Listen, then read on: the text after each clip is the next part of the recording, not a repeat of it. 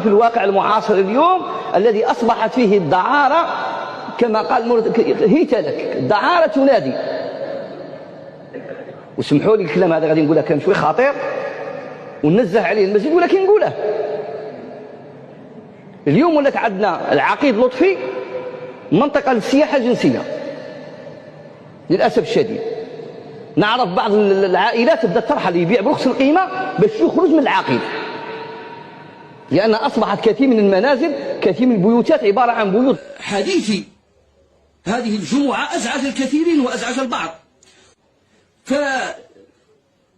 فالجمعة مضت، غدا الجمعة، السبت، الأحد، الاثنين، الثلاثاء، الأربعاء، فأفاجأ اليوم أنني أطالب في الشؤون الدينية على الساعة 2 من طرف رئيس المصلحة، لأن المدير خرج في عطلة منذ يومين أو هذا الأسبوع غير ذلك.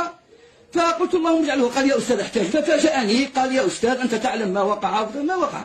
درس جمعة أتحدث عن واقع الإشكال. قال له تداعيات وكذا وكذا. أن مدير الشؤون الدينية تقع في حي عقيد لطفي. طبيب المغرب يطلبني بالهاتف والسلام السلام يا أستاذ، لقد أبلغني مدير الشؤون الدينية الذي هو في عطلة الآن أن لا تقيم درس الجمعة غدا.